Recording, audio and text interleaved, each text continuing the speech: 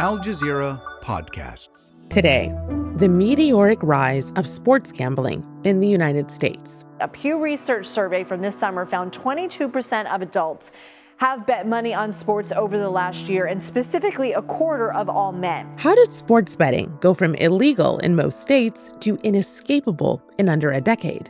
I'm Malika Bilal, and this is The Take.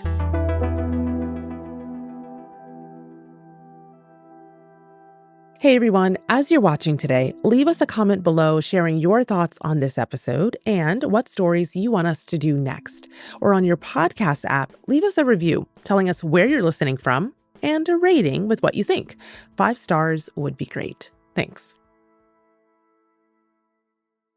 My name is Isaac Rose-Berman. I'm a fellow at the American Institute for Boys and Men, where I focus on gambling policy and research.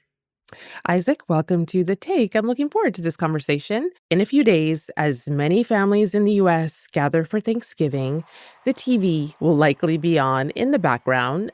It might have football, basketball, maybe even some hockey. It's a familiar background noise.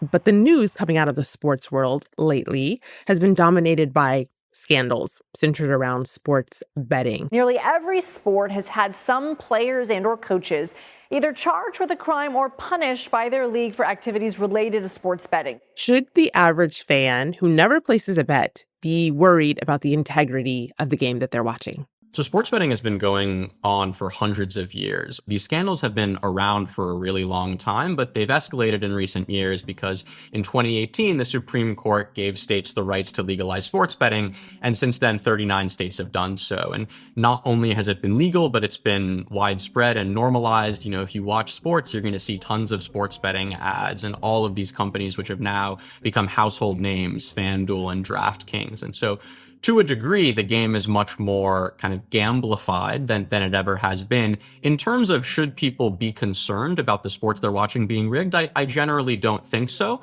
But there are certain things that have changed. For example, you can now bet on whether the next pitch is going to be a ball or a strike.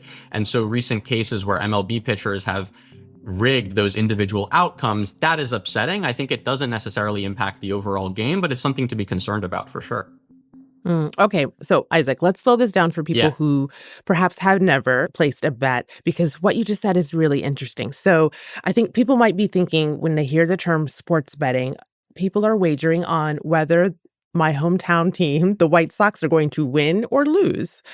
But that's not it anymore. There's more minutia in it. There's more nuance. Tell us, what are people betting on? Yeah, so within the last decade or so, as gambling has expanded and the technological capabilities of these companies and products have advanced as well, you can now bet on everything. Not only on, whether a player is going to get a strikeout or a home run, but literally on whether someone is going to get a strike or a ball on the very next pitch, who is going to score the next basket. The majority of bets these days are placed in game. So when games are occurring, which didn't used to be possible decades ago because the technological capabilities to track what was happening in the game and offer those wagers is not possible. And so much of that is because people are now placing on their phones, on their computers. They're not going to a casino. They're not going to a racetrack to place those bets.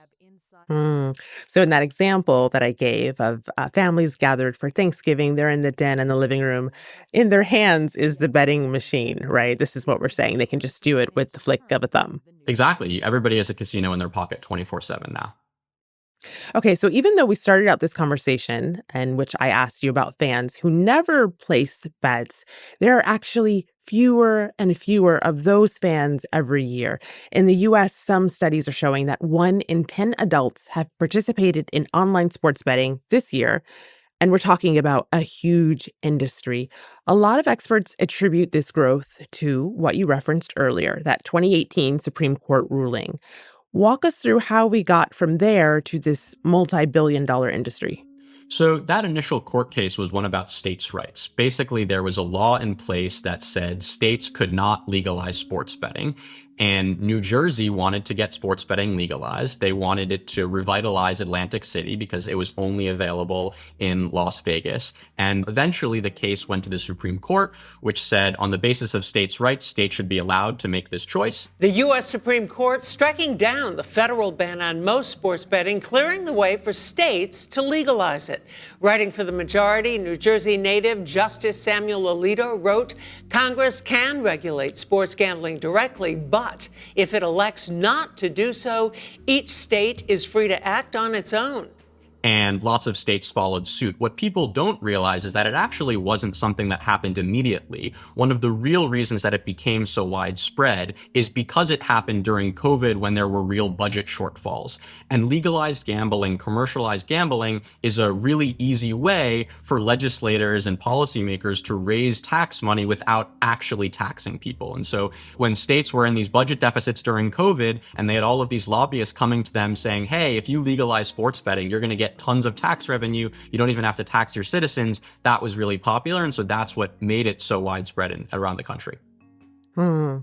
Okay, so this sounds like a major gain for sports betting companies. What is the human cost? What has that meant for our bottom line? Yeah, so a lot more people are gambling today. You know, you cited some of the stats. My favorite one is that roughly half of American men between the ages of 18 and 49 have a sports betting account. So a lot of people are betting on sports. And just like any other form of gambling, the house always wins, right? So the majority of those people are losing money. Now, if you look at the numbers, actually, they can not be that crazy. So Americans this year are going to bet about $150 billion on legal regulated sports books. They're going to lose about $14 billion of that, which is a lot of money. But the question is, you know, some people are doing it as a form of entertainment. Maybe that's legitimate. Maybe there are, you know, larger numbers of people who are losing money they can't afford. So it's really this trade-off of, you know, people are losing money. Some are doing it in maybe in a way that's an acceptable form of entertainment. Others, it's going to be more harmful. Well, perhaps the most surprising shift in this has been from the sports leagues themselves, because they were once the strongest opponents of legalized betting, citing the integrity of the game. And now they are some of its biggest partners with deals with gambling companies like FanDuel and DraftKings. Athletes are even starring in some of their ads. I've seen one with the Manning brothers. Only from FanDuel, America's #1 sportsbook. A little stiff. What, do you got a job interview? I'm doing the FanDuel Kick of Destiny 3 live Super Bowl Sunday. I'll finally be a kicker. One with LeBron. What changed here? How has this financial partnership between the leagues and betting companies actually changed the experience of watching a game? So a decade ago, the leagues were the strongest opponents. Now they are really the biggest supporters. And it's really about money.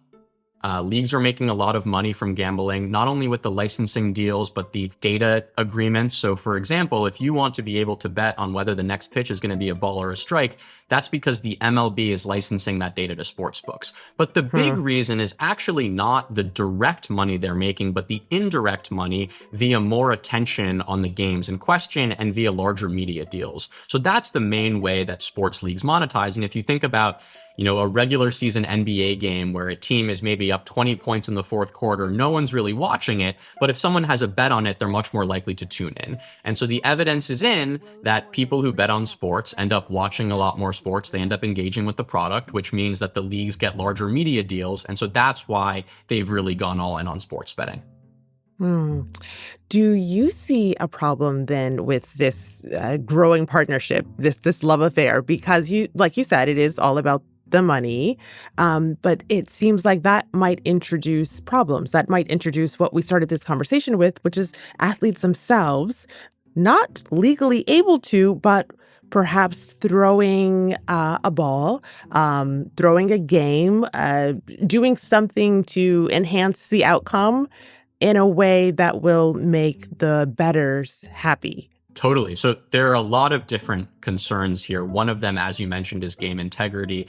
I actually think that's one of the lesser concerns. I think that the bigger dangers are about the fans, particularly young men who are now going to be gambling a lot more. Perhaps they're going to be less engaged with the products in sort of this pure sense. When I think about sports, I think of this incredible American pastime that can really be a unifying force that people can enjoy, that brings people together. And what it's turning into is people at home alone on their phone placing bets and not even enjoying the game itself. And so that's, I think, a really major problem, one that's distinct from the players throwing games, but is, when we think about the overall societal concerns, I think that's much more dangerous. After the break, more with Isaac. Okay, so then we can't get much further into this conversation, Isaac, without mentioning your own personal journey into this. You are a researcher, but you are also a bettor yourself. So how did you get into this? Yeah, I love sports betting personally. I think it's something that can be fun. I think you can learn a lot about sports, about kind of data analytics and math and all of that stuff. But that doesn't mean that I don't really appreciate and understand the significant dangers here. So what I like to say is there's a big difference between, placing a bet and then watching the game, and placing a bet and then placing another bet. And then you're not even enjoying the sport itself. You're often going to be doing it in a much less social way, in a much more isolated way. So I think, my background as someone who does bet and does enjoy sports betting, but understands some of the concerns, allows me to perhaps talk about some of these things in a way that's not so alarmist. I don't think that legal sports betting is going to ruin sports or ruin America, but I do think that there are some guardrails that should be put in place that we didn't initially when these things were legalized, because it happened so haphazardly during COVID. A lot of it was very rushed. We didn't really come to think about what are the consequences here. We didn't look to all the other countries that have done this and say, hey, what are some best practices that we can implement? And to be clear, the point is not that everybody should gamble all the time and it's a great thing, but rather maintaining this line of, look, this can be an acceptable form of entertainment, something that people do enjoy, but also there are a lot of harms here that we should be cognizant of.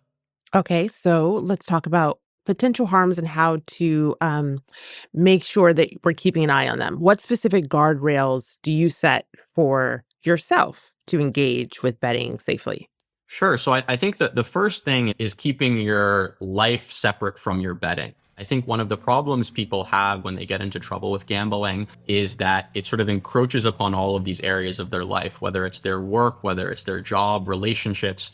If you're going through the day and you're really stressed about your bets, whether it's your previous bets, your upcoming bets, your wins and losses, that is not healthy, right? And even, obviously gambling involves ups and downs, but the lows are always much lower than the highs are high. And any gambler knows that. And so that's why it's really dangerous to sort of let this really impact your life overall. The second thing I think is just understanding the odds, right? If you go into gambling or sports betting saying, hey, I'm going to put a few bucks on my favorite team, and if they win, I'm going to be happy. If they lose, it's kind of whatever, that's totally fine. But if you go in thinking, oh, I'm definitely going to win a bunch of money, that's going to be very dangerous. You're going to be much more inclined to chase your losses, to try to, once you lose, go get that money back because you actually think that you're winning. And that's really dangerous. And so I think one of the things that I find particularly distasteful about this current state of sports betting is the way that these products are marketed, where you'll see celebrities and athletes coming on saying, hey, sign up now, win big, gambling is great. Obviously, we know the vast majority of people who gamble are not going to win. And so going in with that mindset is incredibly important. And then, the last thing is just sort of betting an appropriate amount. I think it's really tricky these days because everybody's on social media and you see someone posting a sports bet where they bet $10 to win 50,000 and all of the companies are promoting it. And there's a little bit of FOMO there. But if you can sort of bet within your means, that's going to be good. But the point is, if people can do this safely, it's something that, you kind of learn by doing. I don't want to say that my advice is gospel here. What can you tell us about what you've won or what you've lost and how that stacks up for you? So I started off in my gambling career losing. I was not the best. And then there are things that I did to learn. So when it comes to poker, you can read up on strategy, you can learn how to play optimally. And sort of the same thing is true for sports betting. It is possible to make money on sports bets. The reality, though, is that if you win, the companies will kick you out. You can sort of track the differences in pricing between sites and basically bet on both sides to lock in a profit. And that's something that you can do to kind of beat the sports books. But the reality is most people don't want to do that. It takes a lot of effort. It also takes the fun out of it, perhaps a little bit. And also once the sports books catch on to you doing that, they're going to show you the door pretty quickly. So, Isaac, you wrote a piece this summer entitled "Smartphone Gambling is a Disaster," which I think might be puzzling for someone who's just heard, okay, you are better yourself, but you are warning us against this current trend. And in that piece, you argue that the problem isn't necessarily gambling itself. It is smartphones as the delivery mechanism. So unpack that for us. What is it about the phone that is so transformative and, in your view, dangerous? There's two real things that make it particularly dangerous. The first is the accessibility. You can pull out your phone, you do it in bed, in the shower, wherever. And so that accessibility really makes it very dangerous because there's no friction involved. And the second thing is the way that the technology actually changes the product to be more addictive itself. So for example, if you go to a casino and place a bet, it's you just placing this bet. But when you're placing a bet at DraftKings, like any modern technology company, they're taking in all of your data. They know everything about you. They're optimizing the experience so that they know exactly how they can extract as much money as possible. If you bet every day and then you stop betting, they're going to send you push notifications offering you special deals to come back and gamble now. They're going to know what time you like to log in, what sports you like to bet on, all of these things, so that the product itself has changed. And when we talk about the different types of bets, if you are only able to bet on who is going to win a game, that's kind of this extended release. That bet is not going to settle for a few hours. But if you're able to bet on every pitch, it essentially becomes like a slot machine. And really quick gambling is much more addictive, much more dangerous, much more likely that people are going to run into serious problems. And so I think of it almost as akin to social media addiction or other types of digital addictions. And I don't love using the word addiction because it's a little bit of a blurry line. I think of my sister who's a college student and her friends who spend 6 or 7 hours a day on TikTok. Are they addicted? I don't know. Are their lives worse off? Probably, right? So I think we have a lot of us, especially young people, really unhealthy relationships with technology, particularly our smartphones. And when you add the gambling onto that, it becomes even more dangerous. Well, you know this, but there's a lot of media concern when it comes to this topic, and some might even call it fear-mongering that frames this as a youth crisis and a male youth crisis. While the data does show that young people are highly susceptible to addiction, what do you think this narrative misses or misunderstands? Or do you think that that is the problem? I think it is a big problem. I would say that what those conversations miss is that there's a small percentage of the population who are going to be really devastated by these products. And when you think about gambling, all of the horrible things that come along with gambling addiction, people losing all of their money, people losing their jobs, mortgaging their house. But there's a much larger segment of the population who aren't going to face these devastating consequences, but their lives are still going to be worse off. I recently wrote an article where I interviewed a college student, and he told me how he's waking up every day, checking the odds, checking the scores. In between classes, he's opening his phone. He's not losing a ton of money, but he's less interested in his classes. He's less social. He's spending more time alone on his phone gambling. And that's not really healthy. When you talk about these big picture societal questions, is this ruining young men? Probably not, but it's definitely not healthy for a lot of them. So I think the category of people who I like to call them not problem gamblers, but maybe problematic gamblers. And once again, that extends to people who have problematic relationships with all sorts of technology and digital vices. That's, I think, a really big issue. And it's really hard to think about how we should regulate these products, how we should advocate kids, interact with them, because they just haven't been around for that long. And we just don't really know what the risks are. And we all live our lives online now. It's hard to tell people, just don't go on your phone. Yeah. Well, Isaac, we've mentioned two of the major betting companies. FanDuel says they are, quote, unwavering in their commitment to rooting out abuses. And DraftKings argues that a regulated market is, quote, the best way forward to monitor for suspicious behavior. But given some of the scandals that we brought up here today, given your research into the industry's design, how should we as society strike a balance? What would it take to create an industry that isn't predatory? Well, I think the first thing that's important to understand is the actual economics of these companies. So the vast majority of DraftKings and FanDuel users will lose very, very small sums of money. But a very small number will lose a lot of money. Depending on what stats you look at, it's roughly 3 or 4% of customers account for 80 or 85% of the total revenue, right? So the idea that, oh, we're all just having fun and DraftKings and FanDuel are billion-dollar companies because your friend's placing a $5 or $10 bet simply isn't the case. These companies rely on people who are losing massive sums of money. The companies will say, oh, these are all super rich people who can afford it. Critics will say, actually, there's a lot of people who can't afford it there. So I think that the first step is really just understanding the economics of these companies and how they operate. One of the things that scares me most about the current sports betting landscape is that if you ask people, in particular young men, whether they are likely to make money betting on sports, they'll say yes. 70, 80% of people will say, oh, I'm either breaking even or winning money, when of course the economics just doesn't work. That simply is not the case. And so if people are going in with these delusions, that's really bad. And a lot of that is because of the marketing of these companies that make it seem like everybody is winning. It's a ton of fun all the time.